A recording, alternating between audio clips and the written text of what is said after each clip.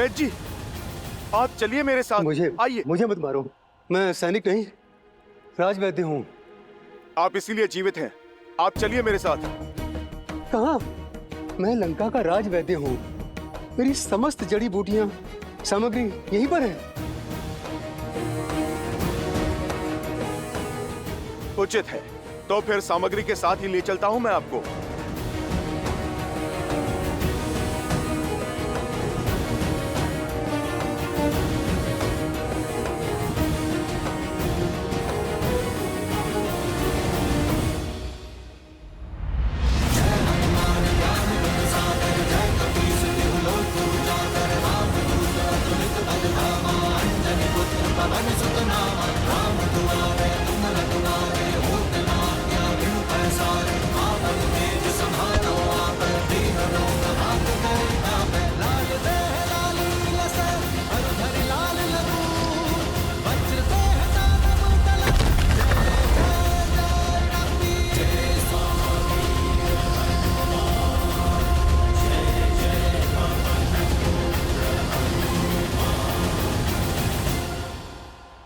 अरे तो क्या कर रहे हो? कहाँ ले जा रहे हो मुझे? बताने का समय नहीं है, बस आप यूं समझो वैद्यराज कि आपका उद्धार होने वाला है। जब मारना ही नहीं है तो कहाँ लेकर जा रहे हो? क्यों ले जा रहे हो? क्या काम है? बहुत काम कर लिया, पर आप रहे राक्षस ही। अब राम नाम जाप करने का समय है। जय श्री राम। बचाओ! बचाओ! कोई है? बचाओ! रक्षा करो मेरी! जानती हो सीता, जब जल का स्तर घट जाए तो कमल का पुष्प अपनी नाल छोटी नहीं करता, इसलिए उसका नाश हो जाता है। यही स्थिति तुम्हारे अहंकार की है। इतना समय बीत गया परंतु तुमने अपना अहंकार नहीं त्यागा, और त्यागोगी भी कैसे? तनिक देखो, तुम रावण के यहां एक बंदनी हो, परंतु तुम्हारे रूप में कोई अंतर नहीं आया, और रूप और अभिमान का बहुत गहरा संबंध होता है। अब समय आ गया है कि तुम उस अहंकार को और बढ़ाओ, क्योंकि तुम लंका की पटरानी बनने जा रही हो। अपने इस भ्रम को त्यागो सुंदरी। मेघनाथ की शक्ति अस्त्र का कोई तोड़ नहीं। लक्ष्मण की मृत्यु के बाद राम का साहस भी दम तोड़ देगा। अब इस स्थिति को वो नर क्या, स्वयं तुम्हारा नारायण भी बदल नहीं सकता। बचाओ! बचाओ! अरे कोई है? मेरी सहायता करो, रक्षा करो मेरी!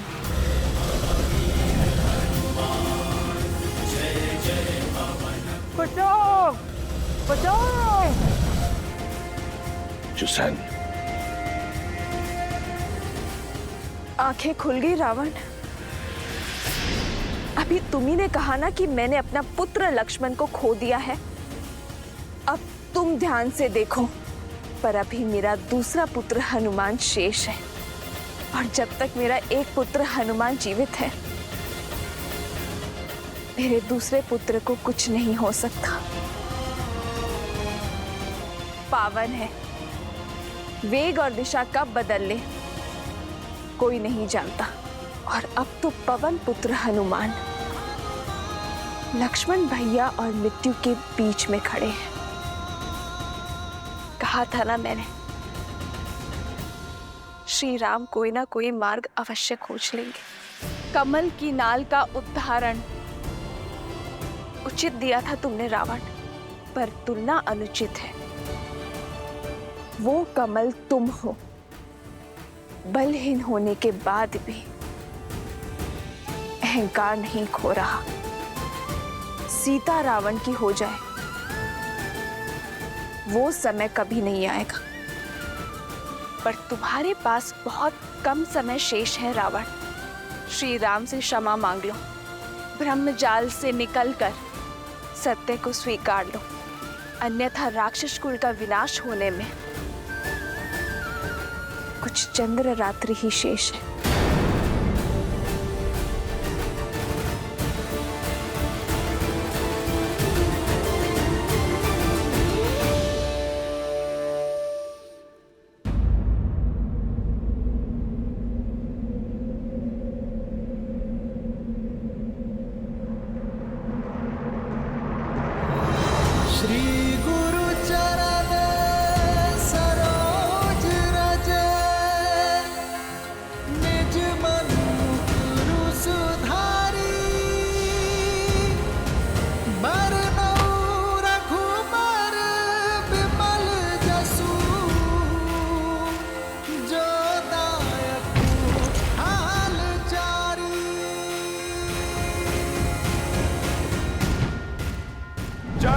श्री राम।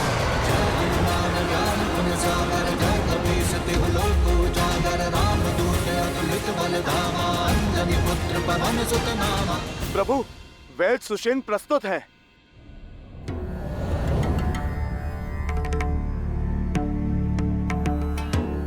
ये उचित नहीं है विभीषण जी। मुझे मेरी इच्छा के विरुद्ध यहाँ इस तरह लाया गया है।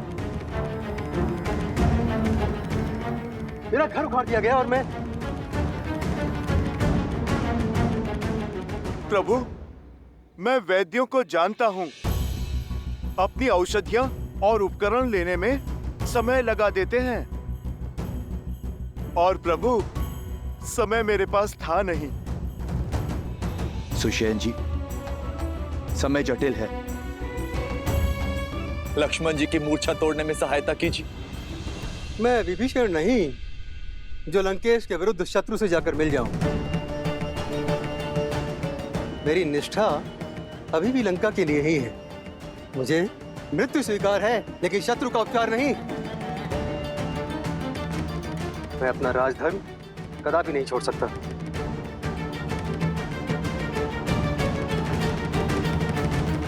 वैद्य जीवन देने की बात करते हैं वैद्यराज,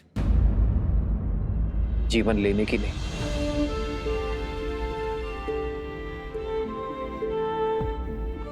रही बात धर्म की, तो धर्म का अर्थ, पद और परिभाषा परिस्थिति के साथ बदलती है।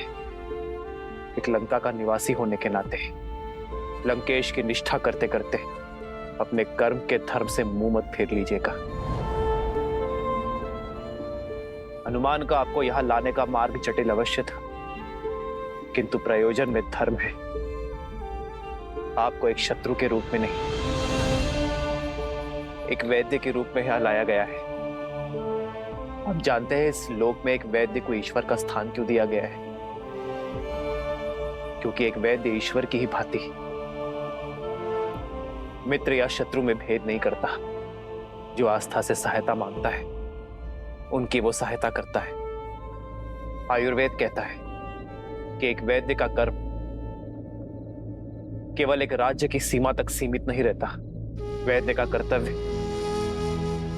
संपूर्ण समाज, समस्त संसार का हित होता है।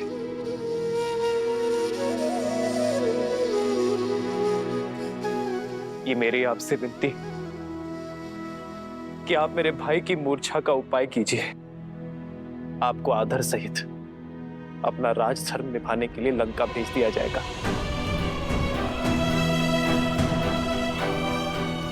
यदि आपके प्रयास ना करने के कारण मेरे लक्ष्मण के प्राण चले गए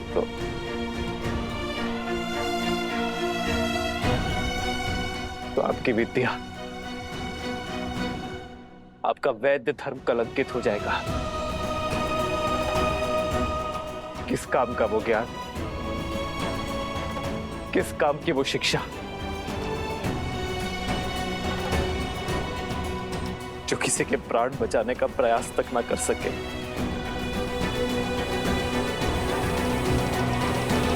शत्रु पक्ष से हूं, आप मुझ पर इतना विश्वास कैसे कर सकते हैं? मैं यदि आपके अनुज के उपचार के बहाने इनकी मृत्यु का मार्ग ही ना प्रशस्त कर दूं। मैं एक शत्रु से सहायता नहीं,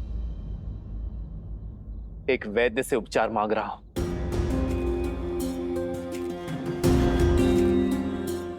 मैं अपना लक्ष्मण आपको सौंपता हूं, चाहे तो इसके प्राण बचा ले,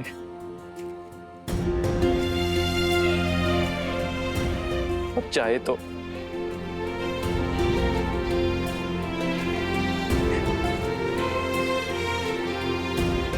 मुझे आप पर विश्वास है, ये मेरा चयन है। और आप अपने ज्ञान के साथ न्याय करते हैं या अपने वैद्य धर्म के साथ कपट, ये आपका चयन है।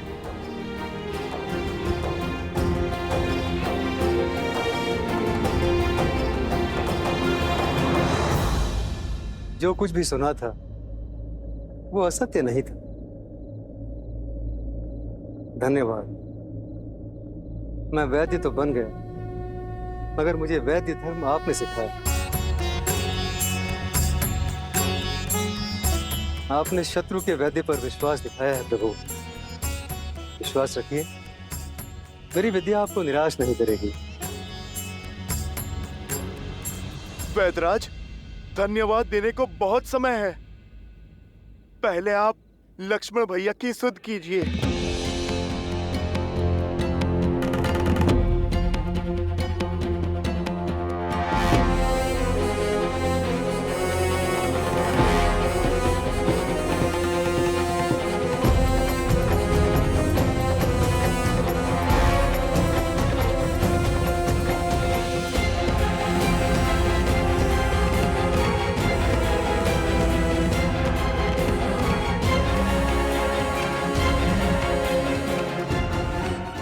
क्षमा करें रघुनंदन,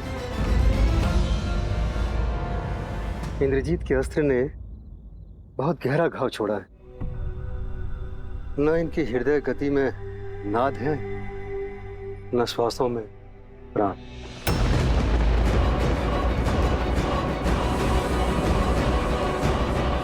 पास तो क्या, समस्त लंका में कोई ऐसी औषधि, कोई ऐसा उपाय नहीं है जो इनके प्राण बचा सके। मैं विवश हूं, मेरे हाथ में कुछ नहीं।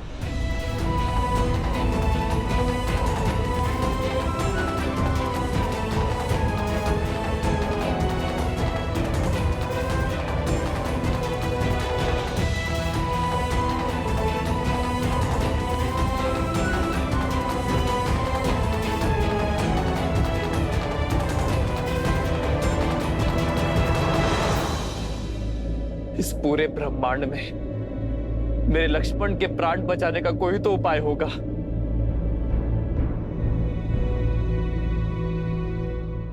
उपाय है तो, किंतु असंभव है। कर्मवीर अपने कर्म से हर असंभव को संभव कर देते हैं। वैदराज, आप तो केवल मार्ग बताइए, उस पे चलना मेरा कर्तव्य है। हनुमान, कार्य सरल नहीं, महाकठिन है। और उसके अतिरिक्त सबसे बड़ी कठिनाई तो समय का अभाव है। लक्ष्मण के पास केवल सूर्योदय तक का समय, जिसे पाने के लिए भी देवताओं को वर्षों संघर्ष करना पड़ा।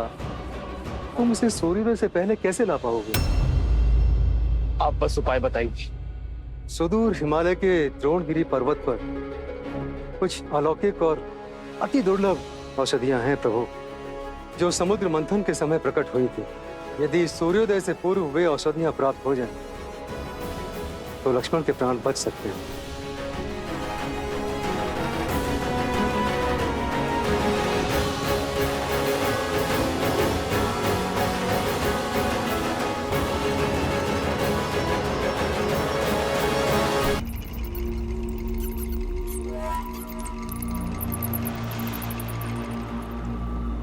काल नेमी,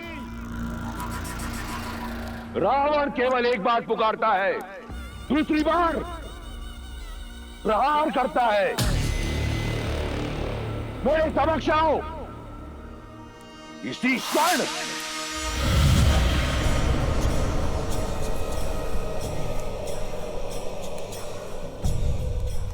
प्रणाम लंकेश। इस तुच्छ असुर के पास क्या है जो आपको अर्पण कर सकूं? मैं तुमसे कुछ मांगने नहीं, देने आया हूं। एक अवसर, जिस राम ने तुम्हारे पिता मारीच की हत्या की, उससे प्रतिशोध लेने का अवसर। इस क्षण की कब से प्रतीक्षा थी मुझे। आज्ञा दीजिए दशानन। मेघनाथ के शक्ति अस्त्र से लक्ष्मण मूर्छित है, परंतु हनुमान सुषेण को राम के शिविर ले गया है, और उस मूर्छित लक्ष्मण के लिए सुषेण के पास कोई उपचार ना हो, यह संभव है। मैं चाहता हूं कि तुम वहां जाओ और पता लगाओ कि उनकी योजना क्या है। साम दाम दंड भेद से उनकी योजना सफल करो। क्योंकि एक बार लक्ष्मण मर गया तो राम स्वतः अपने अस्त्र डाल देगा। उसका धर्म उसके मार्ग का कांटा बनेगा और उसके हार का कारण भी। ये करना मेरे लिए आनंददायी होगा लंकेश। मुझे आज्ञा दीजिए।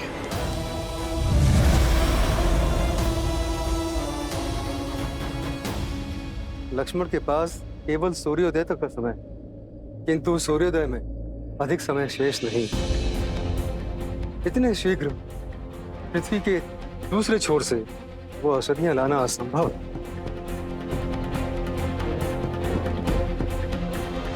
प्रभु श्री राम की भक्ति के आशीर्वाद से मैं हिमालय ही क्या पूरे इस ब्रह्मांड की प्रदक्षिणा करके लौट सकता हूं। वैदराज जी, आप तो केवल इतना बताइए कि इस घोर अंधकार में मैं उस जड़ी बूटी को पहचानूंगा कैसे?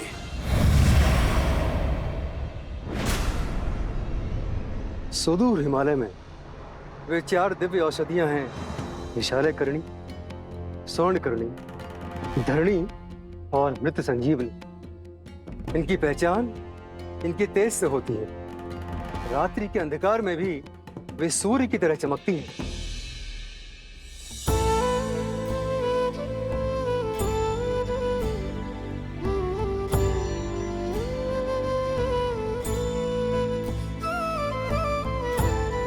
हनुमान कालकूट की भी काट नहीं थी, पर जब सृष्टि हलाहल से कांपी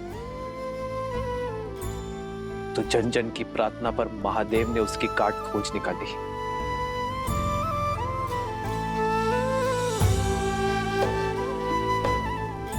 लक्ष्मण मेरी सृष्टि है हनुमान, और तुम में मैं महादेव को देखता हूं। मेरे लक्ष्मण के प्राण बचा लो हनुमान।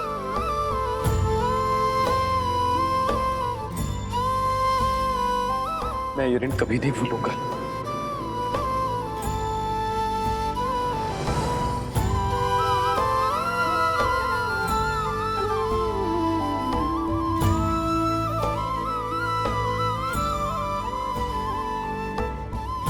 प्रभु, आपके हाथ केवल आशीष के लिए उठे तो दास का जीवन सार्थक है। प्रभु, प्रभु, आप अपने हाथ जोड़कर मुझे पाप का भागी मत बनाइए। बस आप मुझे आशीर्वाद दीजिए कि सूर्योदय से पहले मैं राम काज निपटाकर यहाँ पर आ सकूं।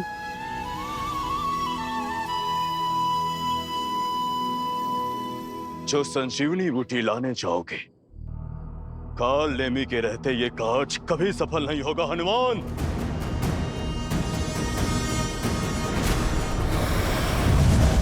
मुझे तुम्हारी शक्ति और भक्ति पर पूरा विश्वास है। संसार में यदि ये दुर्गम कार्य कोई कर सकता है तो वो केवल तुम ही हो। बजरंगबली, जाओ और शीघ्र अतिशीघ्र वापस आओ। केवल लक्ष्मण के ही नहीं, तुम्हारे राम के प्राण भी तुम्हारे ही हाथ में है। प्रभु, ये इस सेवक का वचन है। कल सूर्योदय पर आप और भैया लक्ष्मण का हाथ इस हनुमान के शीश पर होगा। आज्ञा दीजिए प्रभु।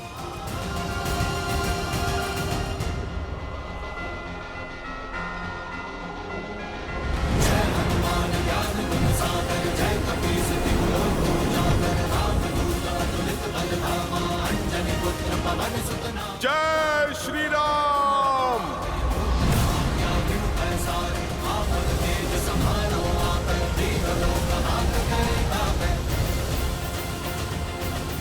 अद्भुत है श्री राम और हनुमान का संबंध। आदर्श संबंध ऐसा ही तो होता है देवी, जहां भगवान को भी अपने भक्त पर उतना ही भरोसा हो जितना भक्त को अपने भगवान पर है। इन दोनों के संबंध ने पुनः यह सिद्ध कर दिया कि अकेले विश्वास की शक्ति पर्याप्त है अंधकार में प्रकाश जगाने के लिए। असंभव को संभव कर दिखाने के लिए। किंतु समय की सीमा का क्या महादेव? यदि सूर्योदय के पूर्व। देव, सब समय का ही तो चक्र है। रही बात सूर्यदेव के उदय होने की, तो उसमें अभी समय शेष है। आप निश्चिंत होकर देखती जाइए।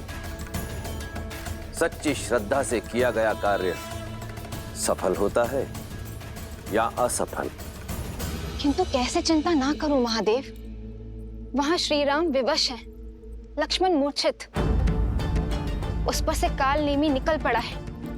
हनुमान के मार्ग की बाधा बंद है। जो बाधा बड़ी ना हो वो राम का अयन नहीं, अर्थात रामायण नहीं। और जो संकट को पार ना पा सके वो संकट मोचन हनुमान नहीं।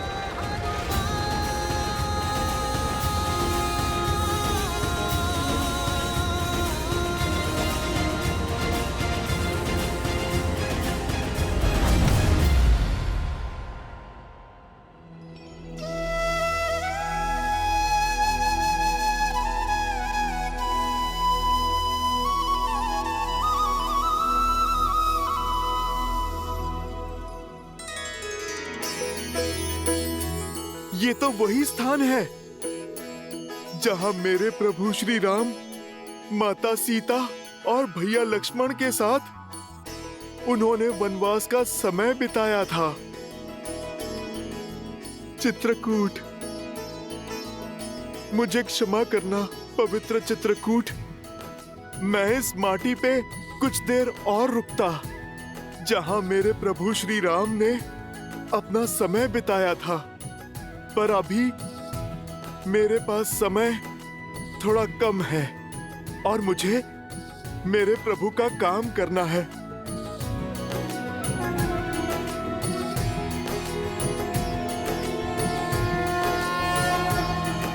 जय श्री राम।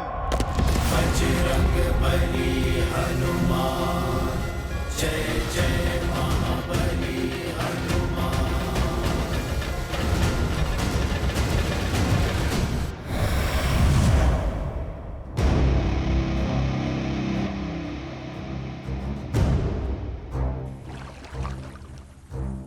ये स्थान उपयुक्त है।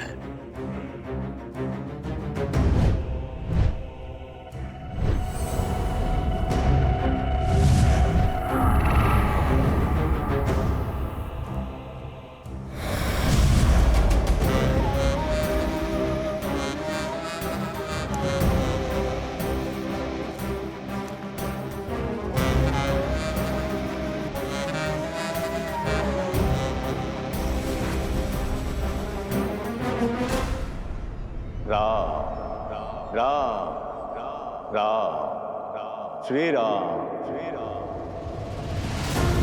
राम राम राम श्री राम श्री राम राम श्री राम राम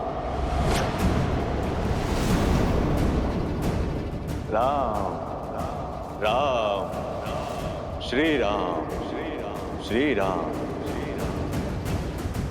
आ गए हनुमान, स्वागत है तुम्हारा। योगीराज, आप मुझे जानते हैं?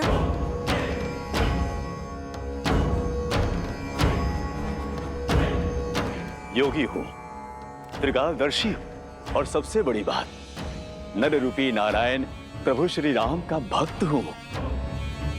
अब एक राम भक्त राम काज को निकले दूसरे भक्त को तो पहचानेगा ही। और मैं तो ये भी जानता हूं कि रघुनाथ जी के अनुज लक्ष्मण जी के प्राण संकट में है और तुम उनके लिए संजीवनी बूटी लेने आए हो।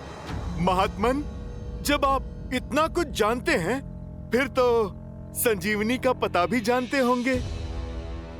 आप मुझे कृपा करके बताइए कि किस ओर जाऊं मैं? उस दुर्लभ जड़ी बूटी को मैं कहां पर ढूंढूं ताकि मेरा समय बचे और मैं सूर्योदय से पहले लंका पहुंच सकूं?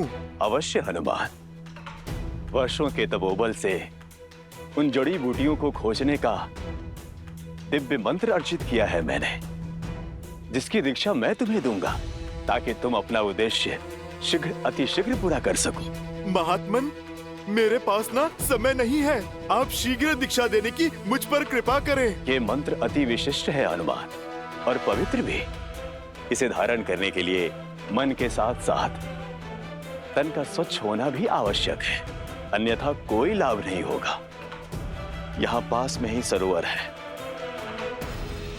जाओ वहां जाकर स्नान शुद्धि कर लो, फिर मैं तुम्हें मंत्र दीक्षा दे दूंगा। जो आज्ञा महात्मन, मैं अभी स्नान करके आता हूँ।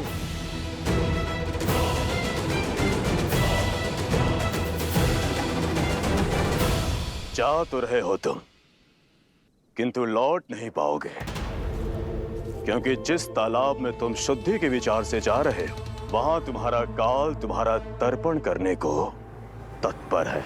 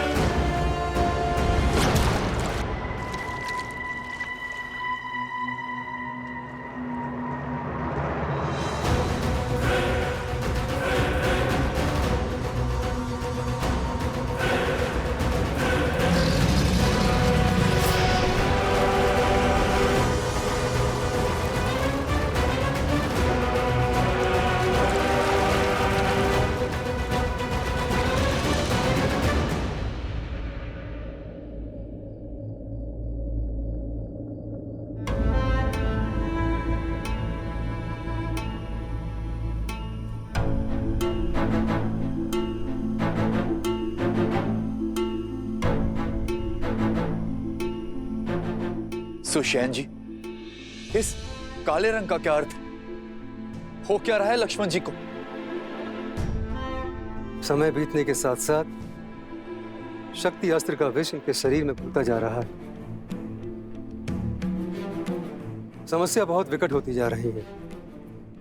इनके अंग धीरे धीरे कार्य करना बंद कर रहे हैं। अब तो सिर्फ आस है तो हनुमान से।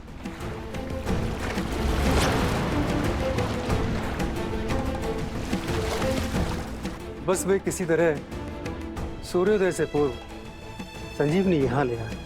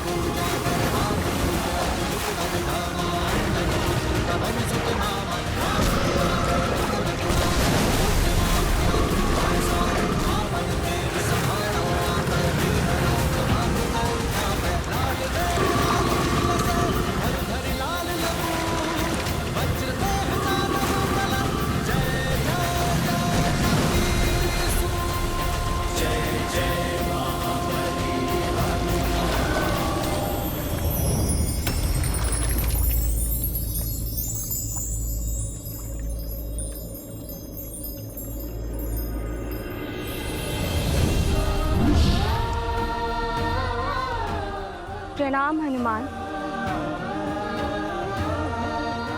आप कौन है देवी, और ये कैसी माया है? मैं गंधर्व कन्या कल्पामी हूँ। जो एक ऋषि के श्राप के कारण इस मकर योनि में कष्ट भोग रही थी। अपने श्राप से मुक्त होने के लिए मैंने आपके पैर पकड़े। आपके कारण मेरा मोक्ष हुआ, उसका धन्यवाद। आपके इस उपकार का मोल नहीं चुका सकती, किंतु जाते जाते कुछ बताना चाहती हूँ। जो दिख रहा है वो सत्य नहीं है। जिसे आप मार्गदर्शक समझ रहे हैं वो एक योगी नहीं, एक महाकुटिल राक्षस है। राम काज पर निकले हैं, सतर्क रहें। बस मुझे मुक्त करने के लिए, मोक्ष देने के लिए आपका कोटि कोटि धन्यवाद। भगवान के होते भक्त को क्या मोक्ष देना? नाम भी प्रभु श्री राम का लो, वो ही एक सत्य है। राम नाम सत्य है। राम नाम सत्य है। राम राम तो जय श्री राम, राम नाम भजते हनुमान, अवध बिहारी राजा। ये बच कैसे गया? अब तो कोई और जुगत लगानी होगी। राम श्री राम, श्री राम, राम राम।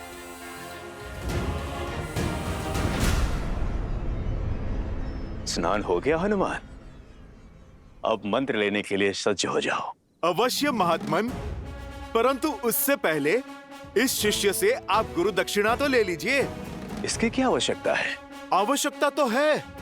बिना गुरु दक्षिणा के दीक्षा कैसे फलवित होगी? और फिर मंत्र पाने के पश्चात मेरे पास समय भी तो नहीं होगा। हाँ ठीक है, दो।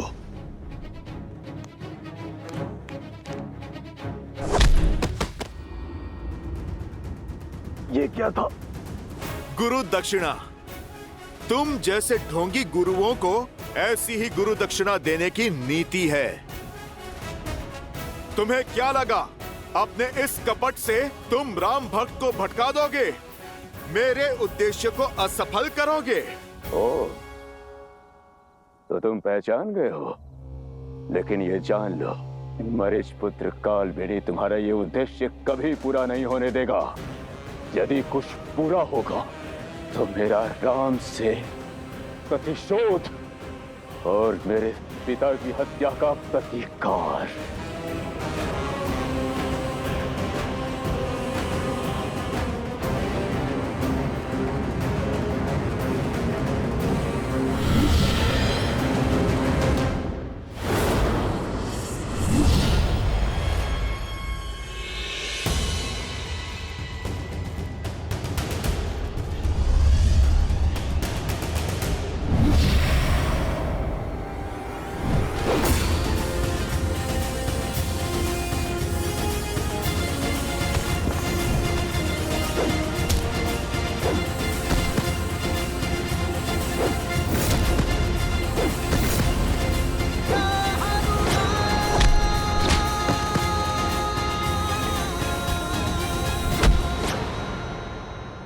छोड़ दीजिए मुझे, छोड़ दीजिए मुझे।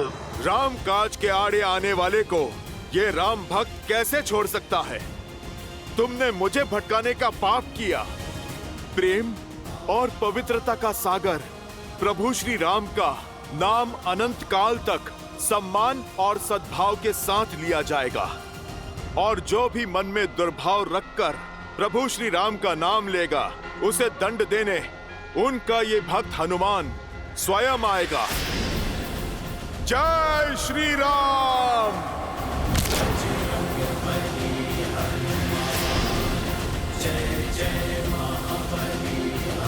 जय श्री राम।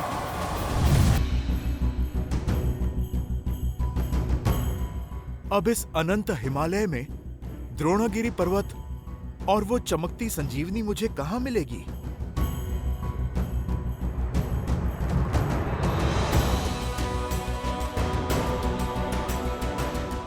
सूर्योदय में अधिक समय शेष नहीं है। कहां रह गए हनुमान?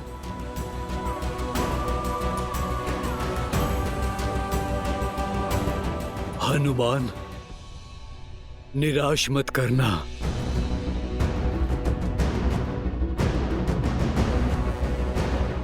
इस संकट का मोचन केवल वही कर सकते हैं। यहाँ तो कोई भी दिव्य जड़ी बूटी नहीं दिख रही। शीघ्र आओ हनुमान, शीघ्र आओ।